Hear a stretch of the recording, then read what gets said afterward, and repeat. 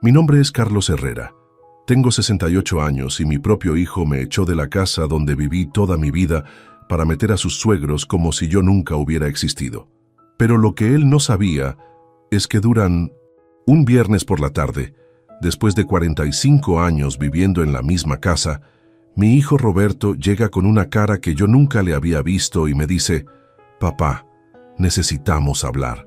Se sienta en el mismo sillón donde lo consolaba cuando era niño y me dice: «Los padres de María no tienen dónde vivir y nosotros pensamos que lo mejor sería que vos te fueras a vivir con la tía Esperanza».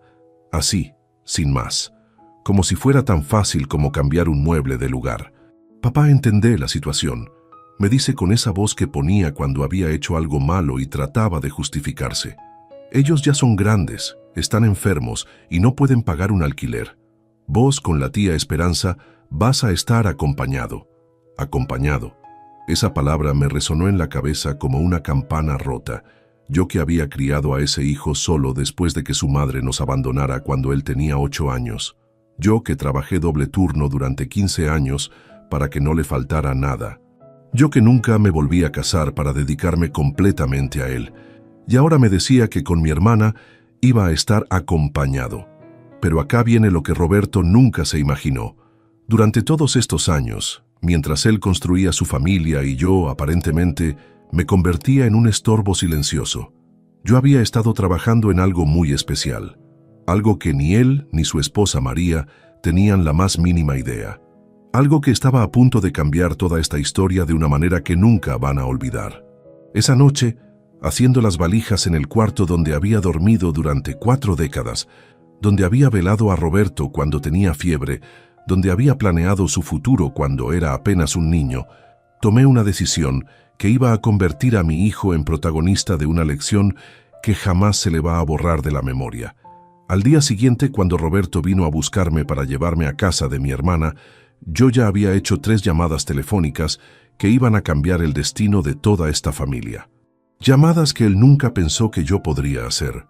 Llamadas que iban a demostrarle que subestimar a tu viejo puede ser el error más caro de tu vida. Escucha esta historia hasta el final y decime qué harías vos en mi lugar. Contame también desde qué ciudad me estás escuchando, porque esta historia que te voy a contar va a hacer que repenses todo lo que crees saber sobre la venganza, el perdón y la justicia familiar. Para entender bien cómo llegué hasta acá, tengo que contarte quién era yo antes de convertirme en este abuelo que su propio hijo quería hacer desaparecer como si nunca hubiera existido. Llegué a esta ciudad hace 50 años con Ana, mi primera esposa. Éramos jóvenes, teníamos sueños grandes y bolsillos vacíos. Conseguí trabajo como mecánico en un taller del barrio y Ana trabajaba cosiendo ropa en una fábrica textil. Los primeros años fueron duros, pero teníamos algo que nos sostenía. Nos amábamos de verdad y estábamos construyendo algo juntos. Cuando nació Roberto, yo ya había logrado abrir mi propio taller mecánico. Era pequeño, apenas 3 empleados, pero era mío. Ana dejó de trabajar para cuidar al bebé y yo empecé a hacer horas extras, a trabajar sábados y domingos, todo para que a mi familia no le faltara nada. Roberto creció entre motores y herramientas. A los 5 años ya sabía distinguir un destornillador de una llave inglesa. A los 8 años me ayudaba a ordenar los repuestos. Me seguía a todos lados como un perrito fiel. «Papá, ¿cuándo voy a poder arreglar autos como vos?», me preguntaba. «Cuando seas grande, hijo, vas a poder hacer todo lo que quieras», le respondía mientras lo alzaba en brazos. Todo cambió cuando Roberto cumplió 8 años. Una mañana de martes, Ana se levantó, preparó el desayuno como siempre, me dio un beso de despedida y se fue. Pero no se fue al trabajo, se fue para siempre. Dejó una carta sobre la mesa de la cocina que decía: «Carlos, no puedo más. Esto no es la vida que yo quería. Cuida bien a Roberto. Punto». Así de simple. 15 años de matrimonio resumidos en 2 líneas. Nunca más la volví a ver. Nunca más supimos nada de ella. Un día estaba ahí y al día siguiente era como si nunca hubiera existido. Roberto me preguntó durante meses dónde estaba mamá. Al principio le mentía. Se fue de viaje, ya va a volver. Pero los meses pasaron y tuve que decirle la verdad. «Hijo, mamá se fue y no va a volver». Pero vos tenés a papá y papá nunca te va a abandonar. Nunca te va a abandonar. Qué irónico suena eso ahora, ¿no? Desde ese día, Roberto y yo fuimos todo el uno para el otro. Yo lo llevaba al colegio, lo traía de vuelta, lo ayudaba con las tareas, le cocinaba, le lavaba la ropa. Los fines de semana íbamos al parque, al fútbol, al cine. Era mi compañero, mi razón de vivir, mi proyecto más importante. El taller empezó a crecer. Los clientes me recomendaban porque yo era honesto y trabajaba bien. Contraté más empleados, compré mejores herramientas, amplié el local. Todo lo que ganaba de más lo guardaba pensando en el futuro de Roberto. Este pibe va a estudiar en la universidad, me decía a mí mismo. Va a ser profesional, va a tener las oportunidades que yo nunca tuve. Cuando Roberto terminó el secundario, yo ya tenía plata ahorrada para pagarle la carrera que él quisiera. Eligió ingeniería industrial. 5 años que me costaron un ojo de la cara, pero los pagué sin chistar. Mientras él estudiaba, yo seguía trabajando como un animal en el taller, levantándome a las 6 de la mañana, acostándome después de medianoche. Los domingos Roberto venía a almorzar a casa. Me contaba de sus estudios, de sus amigos, de sus proyectos. Yo lo escuchaba con una sonrisa que me llegaba hasta las orejas. Mirá lo que logró mi hijo, pensaba. Este pibe va a llegar lejos. Cuando se recibió, hice la fiesta más grande que el barrio había visto jamás. Contraté un salón, invité a 200 personas, gasté una fortuna. Mi hijo es ingeniero, le decía a todo el mundo. ¿Viste? Salió de una familia de mecánicos y ahora es ingeniero. A los 2 años de recibido, Roberto conoció a María, una chica de familia bien, hija de comerciantes, educada, bonita. Cuando me la presentó pensé, perfecto, mi hijo se merece una mujer así. Los ayudé a organizar el casamiento. Les pagué la luna de miel, les regalé todos los electrodomésticos para que empezaran su vida juntos. Se fueron a vivir solos a un departamento que él alquiló con su primer trabajo como ingeniero. Es natural, pensé. Los jóvenes necesitan su espacio. Seguían viniendo a almorzar los domingos. María era educada conmigo. Me hablaba de usted, me preguntaba por el taller. Todo parecía perfecto. Cuando nacieron mis 2 nietos, Matías y Sofía, mi casa se llenó de vida otra vez. Roberto los traía seguido para que estuvieran conmigo. Yo les compré juguetes, les armé un cuarto especial, les enseñé todo lo que sabía sobre motores y herramientas. Matías era igual a Roberto cuando era chico, curioso, preguntón, siempre queriendo ayudar.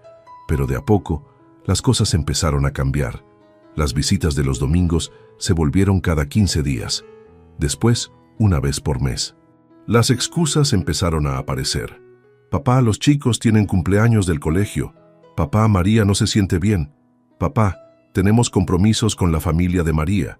La familia de María. Ahí empezó todo. Los suegros de Roberto, don Raúl y doña Carmen, eran dueños de un almacén en el centro. Gente con plata, con contactos, con clase social, como decía María.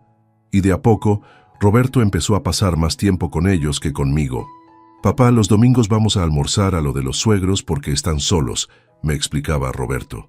Solos.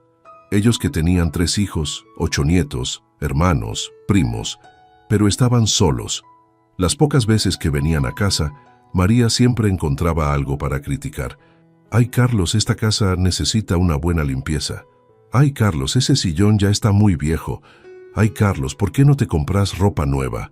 Roberto, que antes me defendía cuando alguien me faltaba el respeto, empezó a quedarse callado. Peor aún, empezó a secundarla. Papá, María tiene razón. Podrías arreglar un poco la casa. Papá, podrías vestirte mejor cuando venimos con los chicos. Los regalos que yo les compraba a mis nietos empezaron a desaparecer. Abuelo, mamá dice que ese juguete tiene piezas peligrosas. Abuelo, ese libro ya lo tenemos. Abuelo, esa ropa no nos queda bien.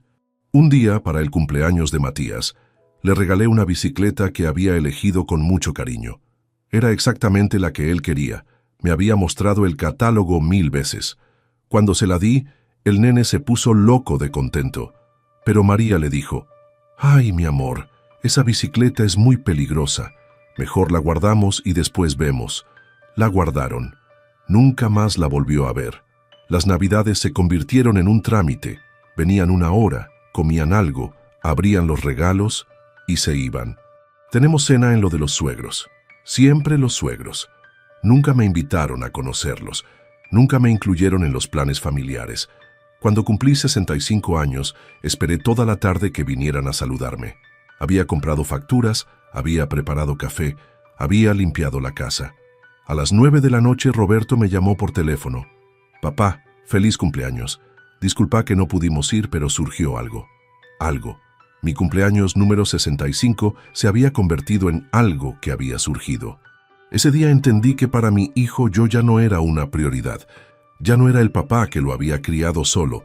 Ya no era el hombre que había trabajado toda su vida para darle un futuro. Era una obligación, una visita que había que hacer de vez en cuando para quedar bien. Los últimos 3 años fueron los peores. Empecé a enterarme de cosas por casualidad.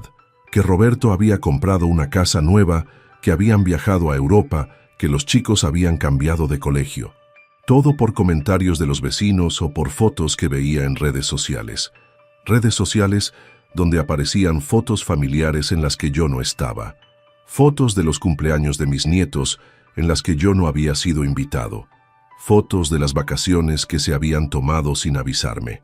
Una vez, revisando Facebook, vi una foto de la familia de Roberto en un restaurante elegante. El pie de foto decía, almuerzo familiar para celebrar el ascenso de Roberto en el trabajo. Almuerzo familiar. Y yo me había enterado del ascenso de mi hijo por una foto en internet. Llamé a Roberto esa noche. Hijo, vi que te ascendieron en el trabajo. Felicitaciones. Ah, sí, papá. Se me olvidó contarte. Gracias. Se le había olvidado contarme.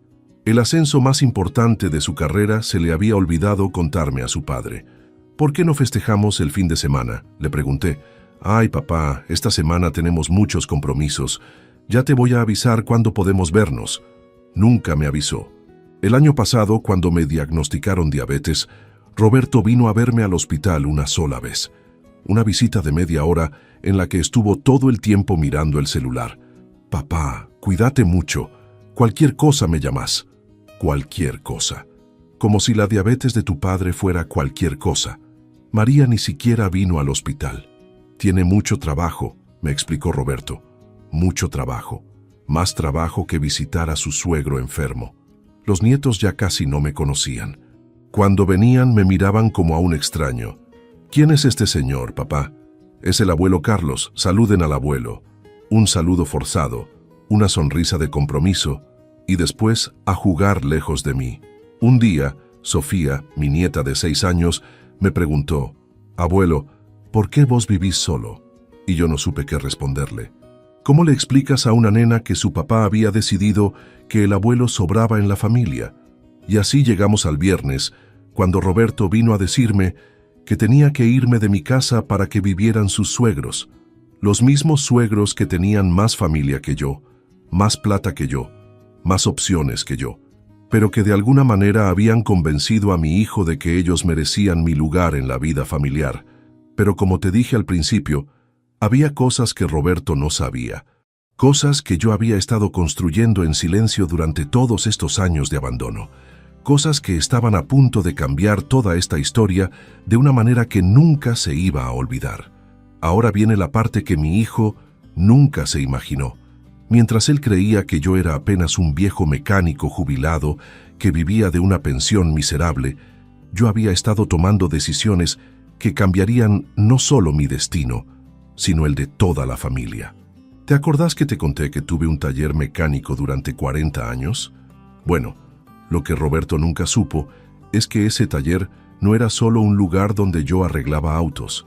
Era el centro de una red de contactos y negocios que había estado construyendo durante décadas. En el mundo de la mecánica conoces a mucha gente, taxistas, remiseros, empresarios que necesitan mantener flotas de vehículos, gente del transporte.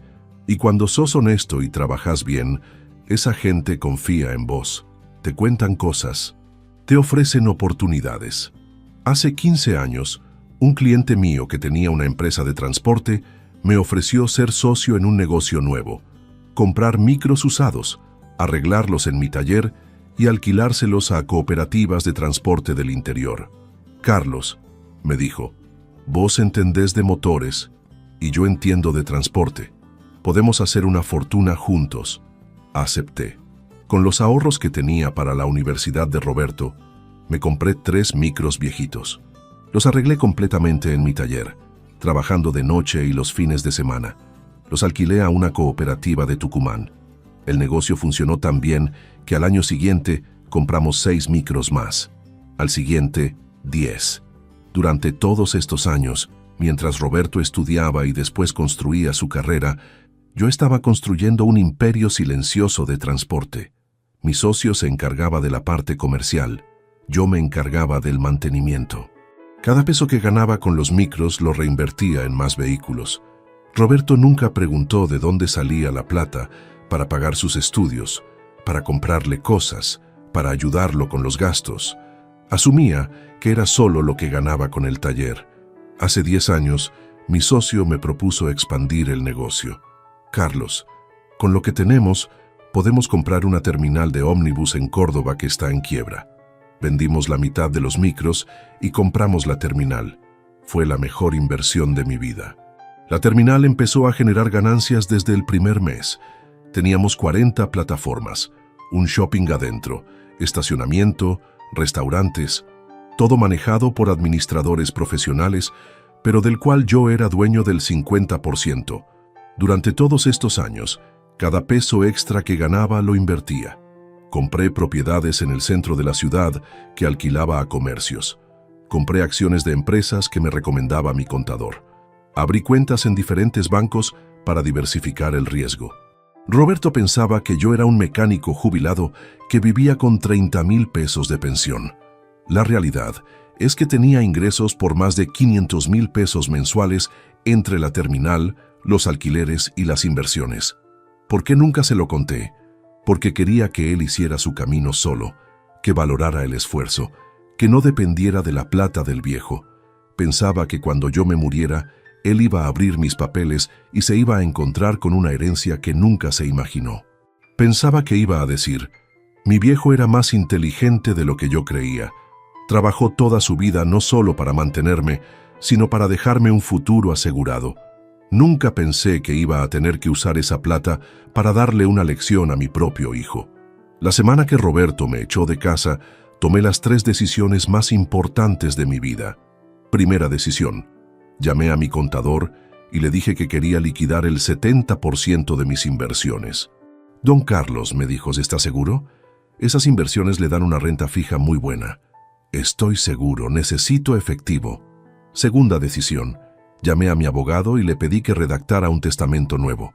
Un testamento que Roberto nunca se iba a imaginar. Tercera decisión. Llamé a un investigador privado que había conocido años atrás y le encargué una tarea muy especial. Una tarea que iba a revelar algunas verdades muy incómodas sobre la familia de mi nuera. El sábado por la mañana, cuando Roberto vino a buscarme para llevarme a casa de mi hermana, yo ya tenía todo preparado. En mi valija no llevaba solo ropa, llevaba papeles que iban a cambiar la vida de toda esta familia. Durante el viaje a casa de mi hermana, Roberto estuvo charlador como hacía años que no lo veía. Papá, vas a ver que con la tía Esperanza vas a estar bárbaro. Ella cocina mejor que vos. Papá, los suegros van a cuidar muy bien la casa. Van a mantener todo igual que como vos lo tenías. Van a mantener todo igual, como si yo fuera un inquilino que dejaba el departamento. Llegamos a casa de mi hermana Esperanza. Ella me recibió con los ojos llorosos. Carlos, no puedo creer que Roberto te haya hecho esto. Mi hermana siempre fue inteligente, siempre vio las cosas que otros no querían ver. Roberto se despidió con un abrazo rápido. Papá, cualquier cosa me llamas. Los fines de semana venimos a visitarte. Los fines de semana. Los mismos fines de semana que antes eran míos por derecho. Esa noche, en casa de mi hermana, abrí mi computadora y empecé a ejecutar el plan que había estado preparando durante toda la semana. Primero envié un mail a mi contador con instrucciones precisas sobre las transferencias que tenía que hacer. Segundo, envié un mensaje a mi abogado confirmando los cambios en el testamento. Tercero, Revisé el informe que me había enviado el investigador privado. Lo que había descubierto el investigador sobre la familia de María era interesante, muy interesante. Resulta que don Raúl, el suegro tan respetable, tenía algunas deudas con la AFIP que había estado escondiendo. El almacén que parecía tan próspero estaba en números rojos desde hacía 2 años. La familia bien de María no era tan bien como aparentaba, pero eso no era lo más jugoso.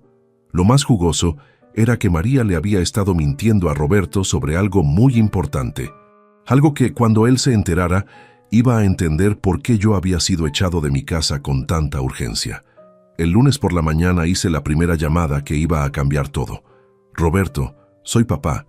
Necesito que vengas a casa de la tía Esperanza. Tenemos que hablar de algo muy importante. ¿Qué pasa, papá? ¿Te sentís mal? No, hijo. Me siento muy bien. Pero hay cosas que tenés que saber. ¿Qué cosas? Cosas sobre tu familia. Cosas sobre la plata. Cosas sobre por qué realmente me echaste de casa. Llegó una hora después, con cara de preocupación. Mi hermana nos dejó solos en el living. Roberto, le dije, durante todos estos años, vos creíste que tu padre era un viejo mecánico que vivía de la jubilación. Sí, papá, y saqué la carpeta que tenía preparada y la puse sobre la mesa. Abríla.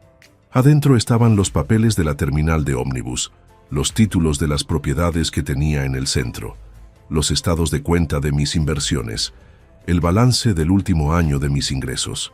Roberto abrió la carpeta y se quedó callado durante 5 minutos. Leía un papel, lo dejaba, agarraba otro, lo dejaba. Su cara iba cambiando de color a medida que entendía lo que estaba viendo. «Papá», me dijo con una voz que nunca le había escuchado, «esto no puede ser verdad». «Es verdad, hijo. Tu viejo pobre es millonario». Pero, ¿cómo? ¿Cuándo? ¿Por qué nunca me dijiste? Porque quería que vos hicieras tu camino solo. Porque quería que cuando yo me muriera, vos te encontraras con una herencia que te cambiara la vida. Porque pensaba que habías criado a un hijo que me iba a cuidar en la vejez, no a uno que me iba a echar de mi casa. Se le llenaron los ojos de lágrimas. «Papá, yo no sabía». «Claro que no sabías, porque en los últimos 3 años me visitaste menos que al dentista, porque te importaba más la opinión de tus suegros que la salud de tu padre, porque elegiste a una familia que no era la tuya. Pero papá, ¿podemos arreglar esto? ¿Puedo sacar a los suegros?» «No, Roberto, no podés arreglar nada, porque lo que hiciste no se arregla pidiendo disculpas». Saqué otro papel de la carpeta. «¿Sabes qué es esto?» «No, es mi testamento nuevo, el que firmé la semana pasada». Lo leyó en silencio. A medida que leía, su cara se ponía cada vez más pálida. El testamento decía que el 80% de mi fortuna iba a ir a obras de caridad. El 15% quedaría en un fideicomiso para mis nietos, que podrían acceder al dinero cuando cumplieran 25 años, y el 5% restante era para él. «De una herencia de 50 millones de pesos», le dije, «te quedan 2,5 millones, justo lo que vale la casa de la que me echaste». «Papá, esto no puede ser. Hay algo más que tenés que saber». Saqué el informe del investigador privado. «Tu mujer te mintió, Roberto». «¿De qué hablas?» «Los padres de María no necesitaban un lugar donde vivir. Los padres de María están fundidos y María necesitaba sacarlos de su casa porque los acreedores los estaban buscando». Le mostré las fotos que había tomado el investigador. Don Raúl reuniéndose con abogados, doña Carmen saliendo de la AFIP, los carteles de remate en el almacén. «Tu mujer no quería ayudar a sus padres. Te usó para esconderlos. Y para eso necesitaba sacarme a mí del medio». Roberto se tapó la cara con las manos. «¿Y sabes cuál es la cereza del postre?», seguí diciéndole. «María sabía que yo tenía plata». «¿Cómo?». «Porque el contador que maneja mis inversiones es primo de ella. Ella sabía que si vos me echabas de casa y yo me moría de tristeza, vos ibas a heredar una fortuna que ella podía usar para salvar a sus padres». La cara de Roberto se transformó en algo que nunca había visto. Era una mezcla de dolor, rabia y vergüenza. «¿Estás diciendo que María...?» «Estoy diciendo que tu mujer te manipuló para que echaras a tu padre, sabiendo que él tenía plata, y esperando que se muriera pronto para quedarse con la herencia». Se quedó callado durante mucho tiempo. Después empezó a llorar como no lo veía llorar desde que era chico. Papá, perdóname. No sabía nada de esto. Ya sé que no sabías, Roberto. Pero el problema no es que no sabías sobre la plata o sobre los planes de tu mujer. El problema es que no sabías que a mí me dolía.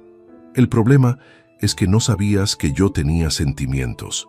El problema es que no sabías que cuando uno envejece, necesita más a la familia, no menos. ¿Qué puedo hacer para arreglar esto? Nada, hijo, no se puede arreglar. Lo que se rompió entre nosotros no se pega con disculpas. Pero papá, yo te amo. Yo también te amo, Roberto. Por eso me duele tanto lo que hiciste. Esa conversación fue un martes. El miércoles, Roberto volvió a casa y encontró que María había desaparecido con los chicos y con todos los ahorros que tenían en la cuenta común. Había dejado una carta que decía: Roberto, cuando me enteré de que tu padre cambió el testamento, entendí que este matrimonio no tiene futuro. Me voy con mis padres. Los chicos van a estar mejor lejos de toda esta situación. El jueves, Roberto me llamó llorando. Papá, María se fue con los chicos, se llevó toda la plata, no sé qué hacer. Ahora sabes lo que se siente, le dije, cuando la gente que amas te abandona. El viernes, los suegros se fueron de la casa porque se enteraron de que yo había cambiado el testamento y que ya no había perspectivas de herencia. Se fueron sin siquiera despedirse. El sábado, Roberto se quedó solo en esa casa que había sido mía, rodeado de las cosas que había sido mías, entendiendo por primera vez en su vida lo que significaba la soledad. Han pasado 6 meses desde que mi hijo me echó de casa.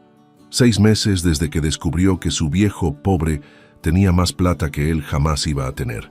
6 meses desde que su matrimonio se destruyó y su familia se desarmó. ¿Y yo? Yo estoy viviendo la mejor etapa de mi vida.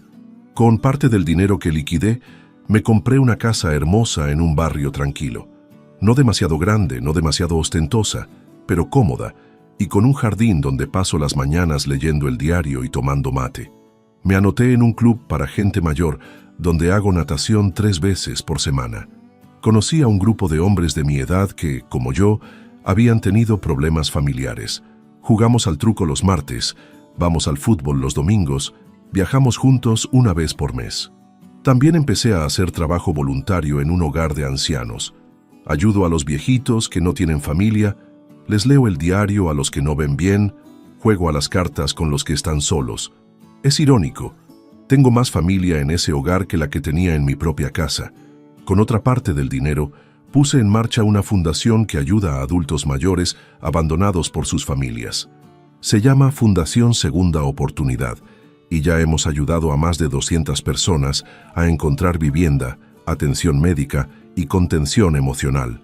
Un día, una señora de 75 años que habíamos ayudado me dijo: Don Carlos, usted nos salvó la vida. No sabíamos que había gente buena en este mundo. Y yo pensé, qué raro, esta extraña me agradece más de lo que mi propio hijo me agradeció en los últimos años. Roberto me llama una vez por semana. Siempre el mismo ritual. Me cuenta lo mal que está. Me pide perdón. Me pregunta si puede venir a visitarme.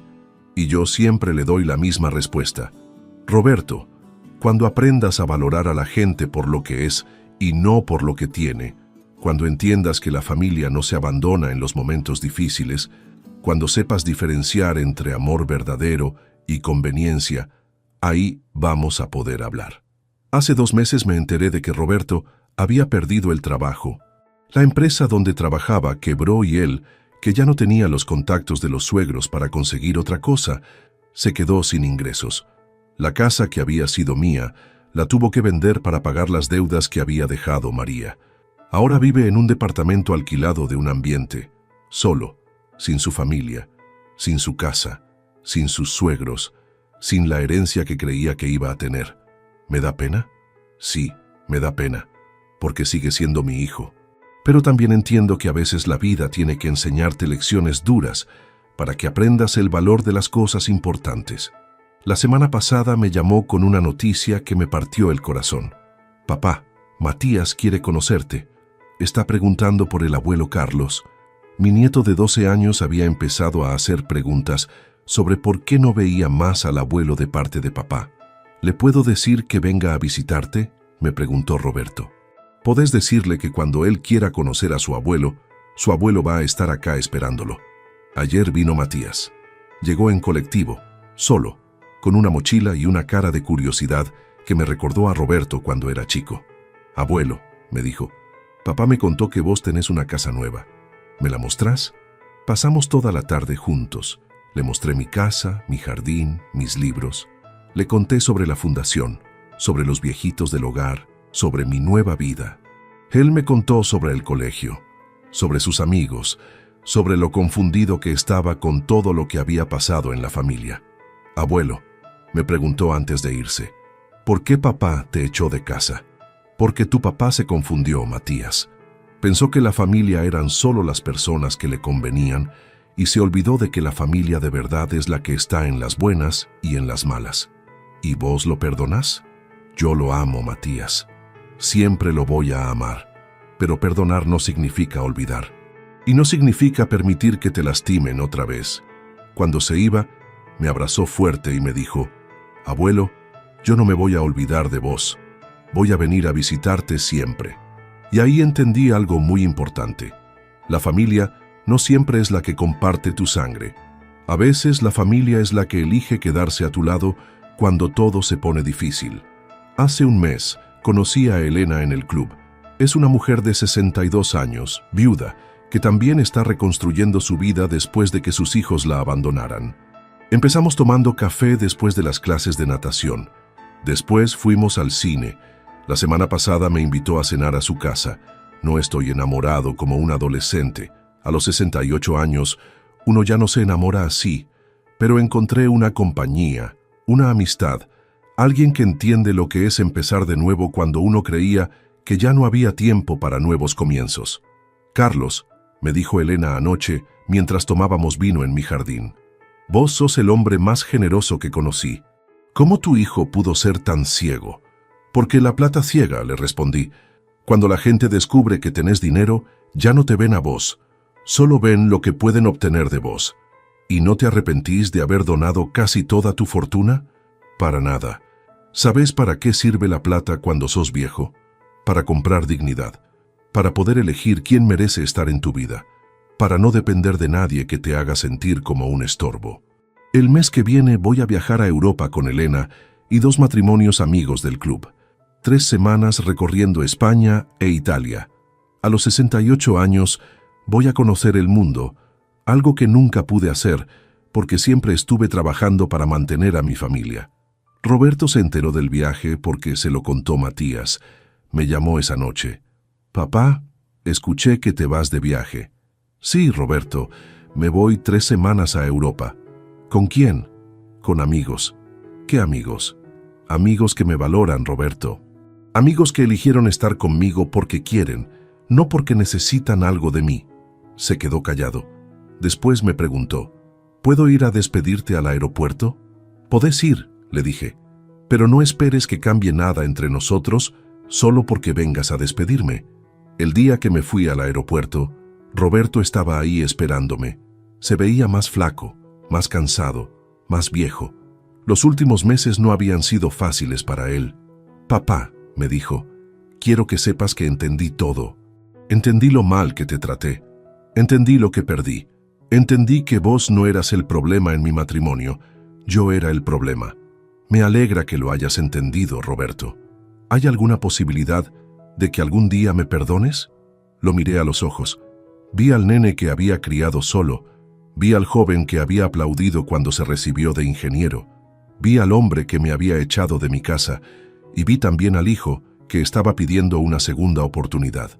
Roberto, le dije, el perdón no es algo que se da o se recibe. El perdón es algo que se construye día a día, con acciones, no con palabras. ¿Qué tengo que hacer? Tenés que demostrar que aprendiste. Tenés que demostrar que entendiste lo que es la familia.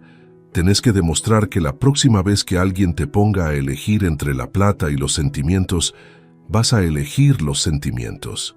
¿Y cómo hago eso? Empezá por tus hijos, Roberto. Matías y Sofía están sufriendo por todo esto que pasó. En lugar de estar lamentándote por lo que perdiste, Ocúpate de lo que todavía podés salvar. Me abrazó antes de que me fuera a embarcar. Un abrazo largo, como no me daba desde que era chico. Papá, te amo, me dijo. Yo también te amo, hijo, le respondí. Por eso me dolió tanto lo que hiciste.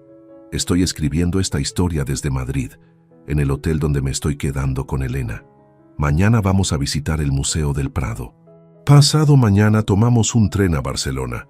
Por primera vez en mi vida me siento libre de hacer lo que quiero, cuando quiero, con quien quiero. ¿Voy a volver a tener una relación normal con Roberto? No lo sé. Depende de él.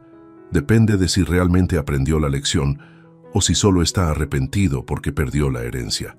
Lo que sí sé es que nunca más voy a permitir que alguien me haga sentir como un estorbo en mi propia vida. Nunca más voy a aguantar desprecio solo por ser familia. Nunca más voy a confundir amor con conveniencia. ¿Te das cuenta de lo que pasó acá?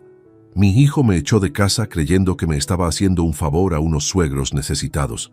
En realidad, su mujer lo había manipulado para sacarme del medio, porque sabía que yo tenía plata y quería heredarla rápido para salvar a su familia fundida. Pero al final, ¿quién perdió más en esta historia? Roberto perdió a su padre, perdió a su mujer, perdió a sus hijos, perdió su casa, perdió su trabajo, perdió una herencia millonaria. Yo perdí a un hijo que ya había perdido hacía años sin darme cuenta. La diferencia es que yo encontré una nueva familia, una nueva vida, una nueva felicidad. Roberto se quedó solo con sus errores. ¿Sabes cuál es la moraleja de esta historia? Que la venganza más dulce no es lastimar a quien te lastimó. La venganza más dulce es vivir bien a pesar de lo que te hicieron. Yo no arruiné la vida de Roberto. Roberto se arruinó la vida solo cuando eligió la codicia por encima del amor, cuando eligió la conveniencia por encima de la lealtad, cuando eligió a los extraños por encima de la familia. Mi venganza fue descubrir que yo podía ser feliz sin él. Mi venganza fue demostrarle que el viejo al que había echado como un perro tenía más dignidad, más inteligencia y más recursos de los que él jamás se imaginó. Pero sobre todo, mi venganza fue enseñarle a mis nietos una lección que él nunca les iba a enseñar, que en la vida hay que cuidar a la gente que te ama, porque cuando la perdés, no siempre tenés una segunda oportunidad. Esta noche voy a cenar con Elena en un restaurante elegante de Madrid. Mañana voy a caminar por el Parque del Retiro.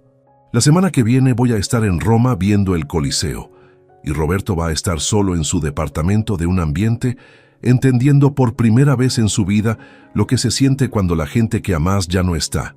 ¿Es cruel? Tal vez. ¿Es justo? Absolutamente. Y vos que me escuchaste hasta acá, vos que me acompañaste en esta historia que duele y que sana al mismo tiempo, quiero que te hagas una pregunta. ¿Hay alguien en tu vida que estás dando por sentado? ¿Hay alguien que te ama y vos no lo valorás como se merece? ¿Hay alguien que está esperando una llamada tuya, una visita tuya, un abrazo tuyo? No cometas el error que cometió mi hijo. No esperes a perder a alguien para darte cuenta de lo que valía. No dejes que la plata, el orgullo o las influencias externas te hagan olvidar lo que realmente importa en la vida. Porque la familia de verdad, esa que te ama sin condiciones, esa que está en las buenas y en las malas, esa no se consigue con dinero. Y cuando la perdés no hay herencia que la pueda reemplazar. Contame en los comentarios si esta historia te hizo reflexionar sobre tu propia familia. Contame si hay alguien a quien necesitas llamar después de escuchar esto.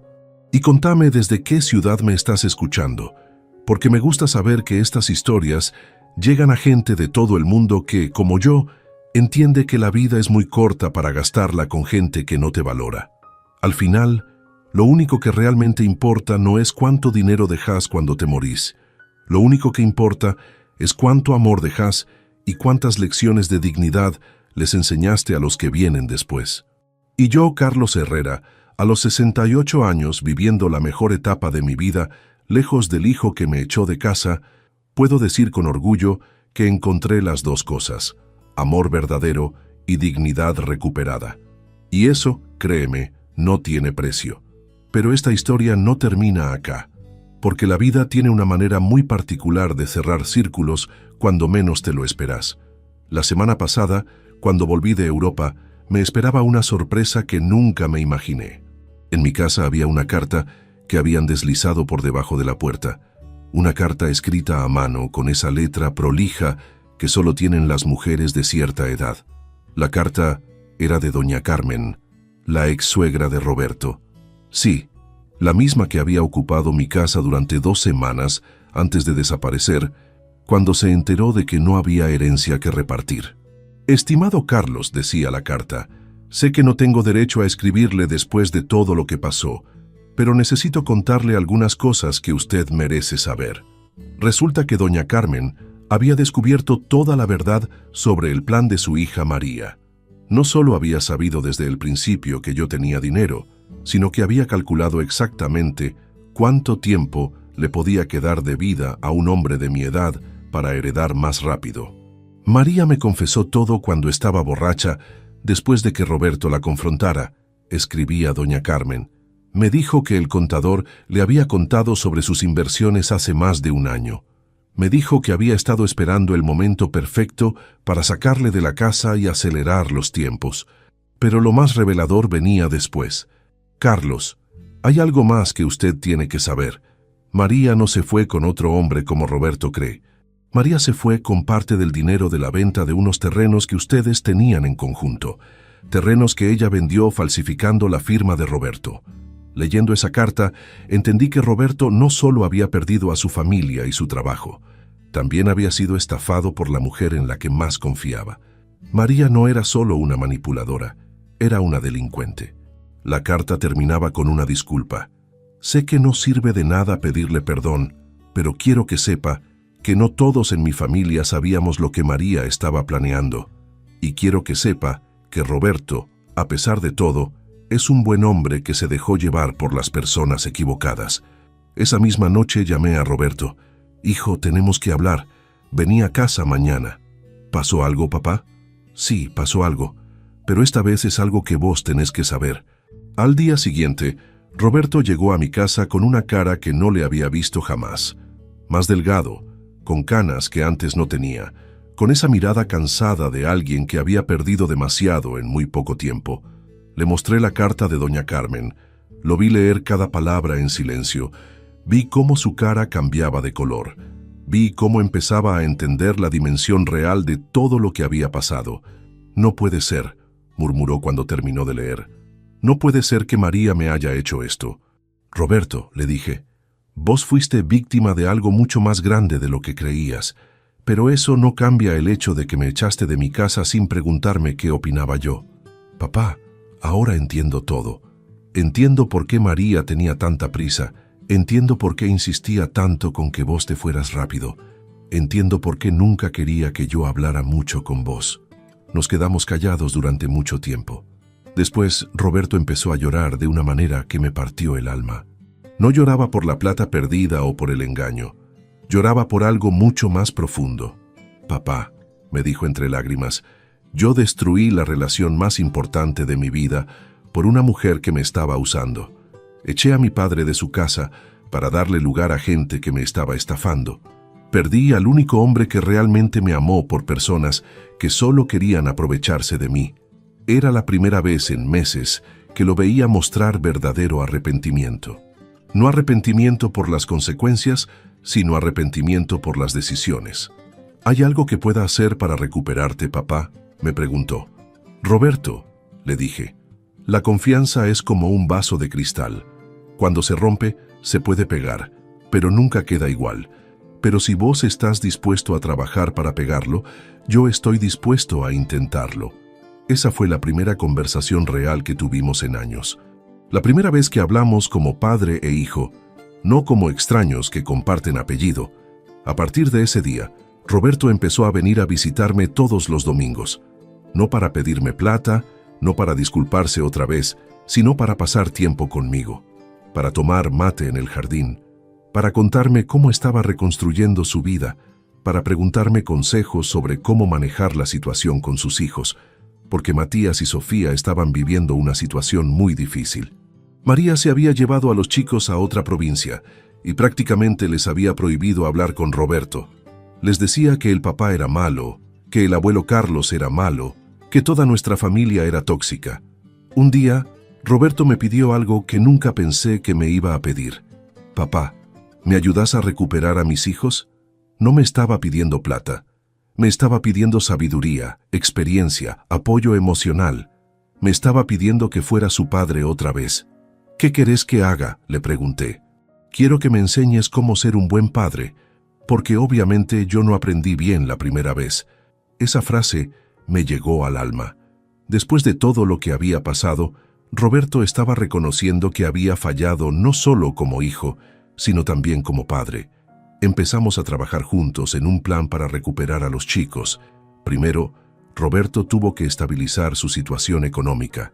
Con algunos contactos que yo tenía del mundo empresarial, conseguimos que lo tomaran en una empresa constructora. No era el puesto gerencial que había tenido antes, pero era un trabajo honesto que le permitía mantenerse. Después, con la ayuda de mi abogado, iniciamos los trámites legales para que Roberto pudiera ver a sus hijos. María había violado la patria potestad al llevárselos a otra provincia sin autorización judicial. Mientras tanto, yo empecé a mandar cartas a mis nietos. Cartas escritas a mano, como las que yo recibía de mi abuelo cuando era chico. Les contaba sobre mi vida, sobre mis viajes, sobre las cosas que estaba aprendiendo. Les mandaba fotos de los lugares que visitaba, de la gente que conocía, de las cosas que hacía. Al principio no recibía respuesta, pero después de 2 meses llegó una carta de Matías. Abuelo Carlos, recibí todas tus cartas. Mamá no quiere que te escriba, pero yo quiero conocerte. ¿Es verdad que tenés una fundación para ayudar a los abuelos? Esa carta me confirmó algo muy importante. Los chicos no se habían olvidado de nosotros. Simplemente estaban siendo manipulados. La primera audiencia judicial fue hace 3 meses. Roberto, que había perdido todo su dinero en las estafas de María, no tenía para pagar un abogado caro. Yo le pagué los mejores abogados que encontré. «Papá», me dijo antes de entrar al juzgado, «¿por qué me estás ayudando después de todo lo que te hice? Porque sos mi hijo, Roberto, y porque a pesar de todo, vos estás tratando de cambiar, y porque esos chicos son mis nietos y no se merecen crecer sin conocer a su familia paterna». La audiencia fue dura. María había preparado una estrategia para pintarnos como una familia tóxica. Dijo que Roberto era violento, que yo era manipulador, que los chicos estaban mejor lejos de nosotros. Pero nosotros teníamos algo que ella no esperaba: pruebas. El investigador privado había seguido trabajando y habíamos descubierto que María estaba viviendo con un hombre que tenía antecedentes penales por violencia doméstica. También habíamos documentado todas las estafas que había hecho, incluida la falsificación de documentos. El juez dictaminó que Roberto tenía derecho a ver a sus hijos un fin de semana por mes y que yo, como abuelo, también tenía derecho a visitas. El primer encuentro fue en el juzgado, con una psicóloga presente. Matías y Sofía llegaron nerviosos, confundidos, pero cuando me vieron, Matías corrió a abrazarme. «Abuelo Carlos, te extrañé mucho». Sofía fue más tímida, pero de a poco se fue acercando. Les mostré fotos de mi nueva casa, de mis viajes, de la fundación. Les conté historias de cuando su papá era chico. Poco a poco, fui recuperando a mis nietos. Roberto también estaba recuperando su relación con ellos. Al principio los chicos estaban resentidos porque habían escuchado tantas mentiras sobre él, pero Roberto tuvo paciencia, fue constante, y de a poco les demostró que las cosas que les había dicho su madre no eran ciertas. Hace un mes, durante una de las visitas, Sofía me preguntó algo que me sorprendió. «Abuelo, ¿es verdad que sos muy rico?» La pregunta me la había hecho con esa curiosidad inocente que tienen los chicos. «¿Por qué me preguntás eso, mi amor?» «Porque mamá siempre dice que vos tenés mucha plata, pero que sos muy malo y que no querés ayudar a la familia». Ahí entendí que María seguía usando la plata como excusa para justificar todo lo que había pasado. Les había dicho a los chicos que el problema de la familia era que el abuelo rico no quería compartir su dinero. «Sofía», le dije, «es verdad que tengo plata, pero ¿sabes para qué uso esa plata? Para ayudar a abuelos que están solos, para viajar y conocer el mundo, para vivir tranquilo, y ahora para ayudar a que vos y Matías puedan ver a su papá». ¿Y por qué mamá dice que sos malo? Porque tu mamá está enojada, mi amor. A veces cuando la gente está muy enojada, dice cosas que no son verdad. Matías, que es más grande y entiende mejor las cosas, me preguntó, «Abuelo, ¿por qué papá te echó de casa?» Era una pregunta difícil, pero decidí ser honesto. Porque tu papá se confundió, Matías. Pensó que tenía que elegir entre nosotros y la familia de tu mamá, y eligió mal, pero ahora está tratando de arreglar las cosas. Y vos lo perdonaste. Estoy aprendiendo a perdonarlo, mi amor. Perdonar no es algo que pasa de un día para el otro. Es algo que hay que construir de a poquito. La semana pasada pasó algo que nunca me imaginé. Roberto me pidió que fuera a vivir con él.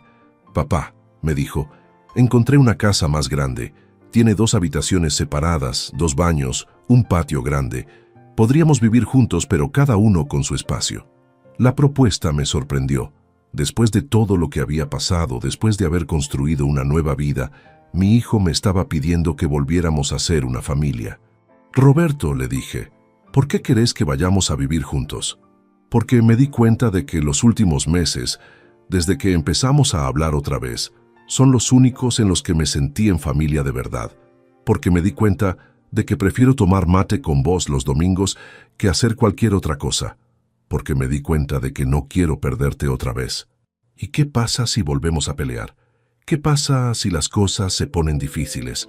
Entonces las vamos a solucionar hablando, como estamos haciendo ahora. Ya aprendí que la familia no se abandona, pase lo que pase. Todavía no le di una respuesta definitiva, porque aunque Roberto está cambiando, aunque nuestra relación está mejorando, yo también cambié. Ya no soy el viejo que estaba dispuesto a aguantar cualquier cosa con tal de no estar solo. Pero por primera vez en mucho tiempo, estoy considerando la posibilidad de que esta historia tenga un final diferente al que pensaba. Elena, mi compañera, me dice que haga lo que mi corazón me dicte.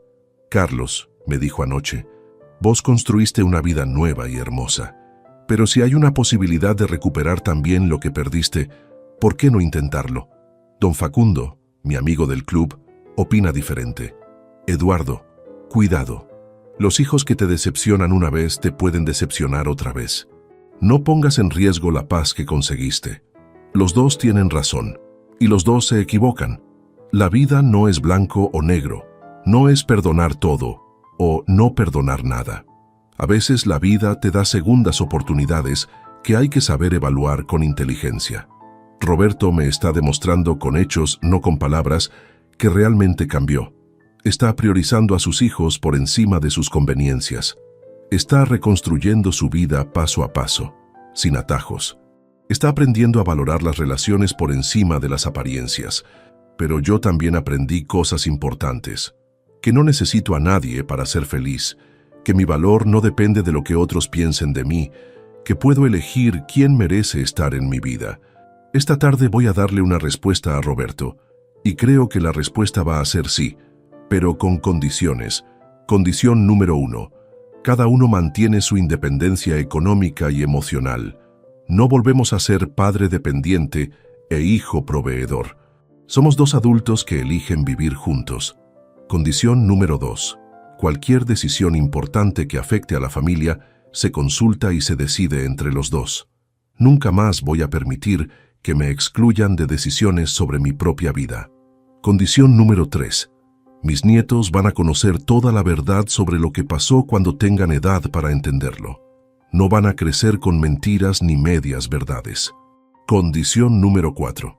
Si alguna vez vuelve a aparecer alguien que trate de manipular a Roberto para que me aleje de la familia, él va a elegir defenderme, no convencerme de que me vaya. ¿Son condiciones duras? Tal vez.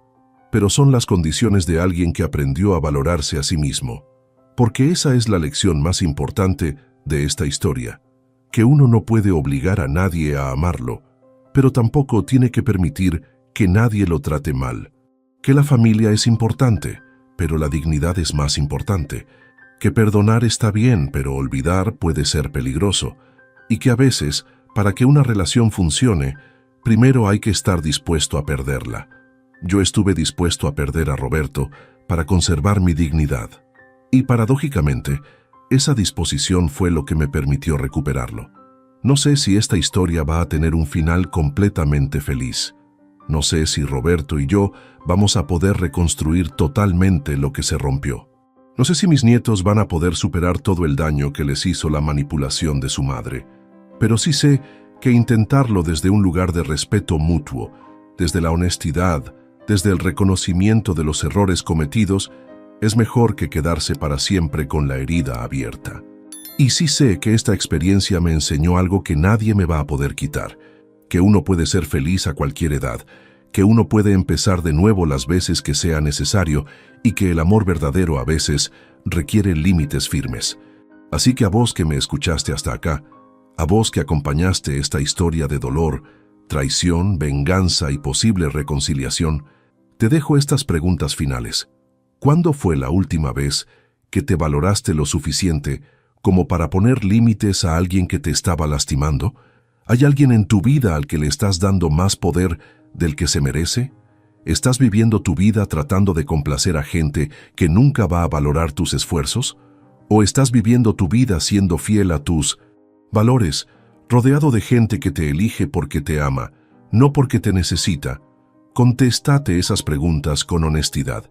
Y si no te gusta lo que encontrás, recordá que siempre es buen momento para cambiar, porque al final, lo único que nos llevamos de esta vida son las relaciones que construimos y las lecciones que aprendemos. Y tanto las relaciones como las lecciones, para ser valiosas, tienen que estar basadas en el respeto, la honestidad y el amor verdadero. Todo lo demás es solo ruido. Contame en los comentarios qué pensás de esta historia. Contame si crees que Roberto se merece una segunda oportunidad o si pensás que hay errores que no se perdonan. Contame qué harías vos en mi lugar. Y por favor, contame desde qué ciudad me estás escuchando, porque me gusta saber que estas historias llegan a gente de todas partes del mundo que, como yo, entiende que la vida es demasiado valiosa para desperdiciarla con gente que no te valora. Hasta la próxima historia y recordá, tu dignidad no se negocia nunca con nadie por nada.